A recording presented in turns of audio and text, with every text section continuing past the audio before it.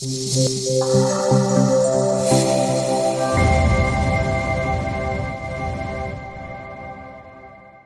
mean, so seriously, like, what's the secret of beating the market, right? That's we definitely want to do that. So I think for me, it's just not about stocks. It's also about adopting, some of the Asian value of savings and investing to make that happen. So let me show you. So what does that mean? So you're saying that S&P 500.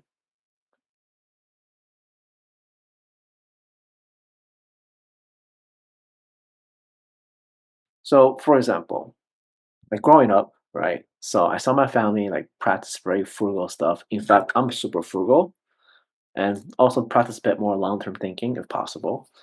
And these habits have really shaped me. So I will always say the best food for last. Like when I'm eating, right? When I was younger, I will say the best food for last. And then people say, "Are you gonna eat that?" I was like, "Of course I'm gonna eat it. Just save it for last." If people think for some reason that if not eating it first, it means I don't like it. People normally eat the best thing they like first, right? So I noticed that when I was a little kid, I had this mentality or even different from my classmates, even when I was in elementary school.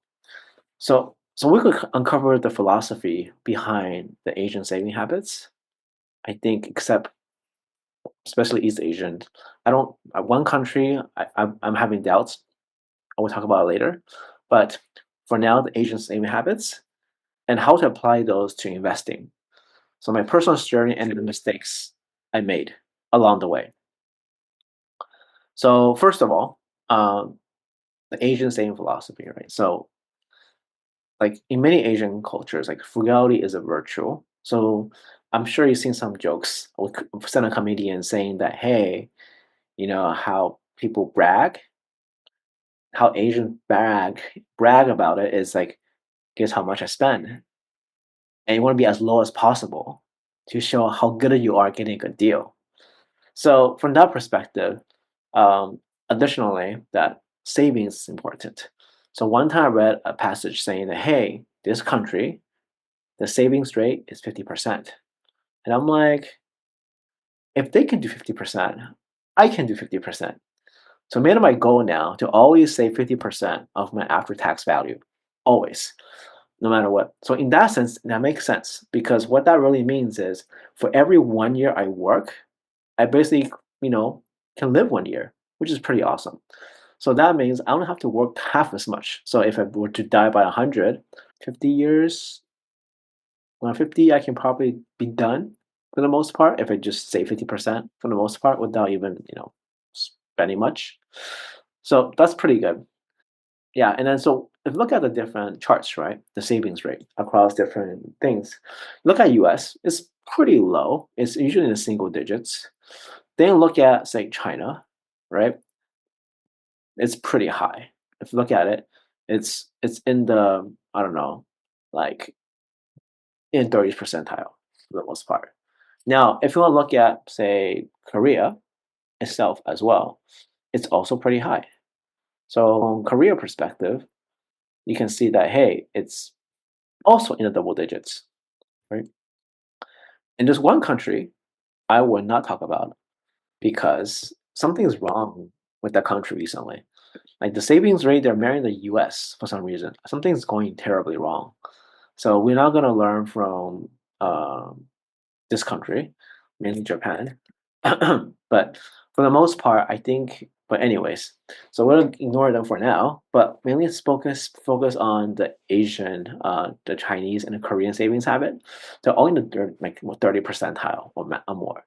So from that perspective, you can see that that has been pretty much ingrained, and then for me, within my cultural nuances.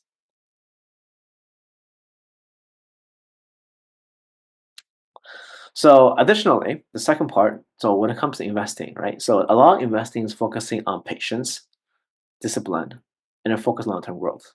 So you look at all the stocks, right? Like S&P recently. If you just stay invested the entire time, you've been up, right? So basically, investing is very important. However, but I felt that's too lazy because I do not want to wait 10 years and be the same place I am at, even though up and down, right? So what I have to do is a bit more active. So what I did is that it took me a while, a lot of trials and errors, but now I found something that really works for me. So they may not work for you, or it may work for you. We don't know, but it's about having a combination of uncorrelated assets with each other. So basically, you know, how to make sure that things are not correlated so that when one thing goes down, not everything goes down. When one thing goes up, not everything goes up, and vice versa, right? So that way, at the time, you're always these are independently correlated with each other, so you can have more control of even being in the market. Because otherwise, you're just being a beta, or basically like a beta, as in you kind of go with the market, and then you kind of like a multiple. Well, however the market does, that's how much you do. Versus alpha, you're gaining returns. Irrespective of what the market is doing, right? So it's not too. So you want to have a combination of that's one that's correlated with the market and some that's not correlated with the market. And also one thing is not to be greedy. I still remember when I was young. In 3 years, all my savings are gone within 1 month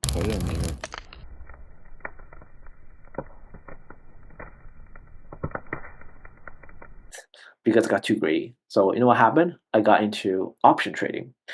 So with option trading, I literally double and triple my money within a couple of weeks or a couple, right? And I was like, that's pretty awesome. If I do that every single month or so, I'll be done in like a year. Well, guess what? Within a month after that, I lost everything. It was pretty, I couldn't sleep at all. Imagine that happening to you, right? Losing everything you have that I saved, right? And I was penny pinching too in a bit. So I was like, oh my God. So, but at the same time, I'm glad it happened to me early on because if I not make that mistake early on, I'll be making it now. So being greedy, I know every time I become greedy, my return suffered. So I decided not to be greedy anymore from that perspective. So the FOMO, fear of missing out, and also really skip a lot of speculative stuff because speculation is about being greedy, right? So most of the times that I see some of my friends being greedy about it, they have a windfall, but once you have a windfall, you're not gonna stop, right? Until you get to the whatever number you have. Even then when you get there, it's, "Oh, you're leaving so much money on the table." You keep going. So the greed itself is one of the main issue. That and so, like, literally, when I was greedy, I lost every time I trade options, trade forex, all these different things. I'll make some money, but the thing is, even though my greediness is better, but not extra effort. Like I remember when I was still trading options, trying to mail, I was spending 10 times the amount of work for an extra 5% gain. 10 times the amount of work for an extra 5% gain, which is ridiculous. When I thought about it, like not even worth it. I mean, sure, if I have millions and millions and millions of dollars, 5% is what 50,000 for a million. Yeah, that's not too bad, but 10 times more work. So if you spend 10 hours a week, that's like 100 hours a week. That's like not. I mean, I'm not spend 10 hours a week, but you get the idea. So I just don't think it's worth the extra. Uh, I can't sleep at night. I will worry about it. So from that perspective, that's kind of my takeaway. So one of the thing is make sure that you save. Look at the Asian philosophy of saving, right? 20%. Forget Japan. 30%. Do you remember the 30% of your income, right? So just save that first automatically. So you know that at the minimum you're gonna save that no matter what. And the second thing we talked about is investing uncorrelated assets. You don't want to always go with the market. You want to when people are suffering, you're like, yes, but at the same time people are doing well, you always want to participate too. You don't want to like not participate. Imagine like people who got out of the S&P, like me, I actually got out of S&P. Kept a little bit of it, so I have some gains of it, but at the same time, I missed out a lot of runs, but it was okay. So yeah, I've definitely don't be greedy and don't you be emotional because let that work for you. So in closing, by adopting these type of principles, you can take control of your finances, right? And then so if you enjoy this video, click like and subscribe. Yeah, and hope that if you want more content like this, leave me a note and I'll definitely share more information about that. So, so thank you for watching this, and I hope that you get some insights out of this.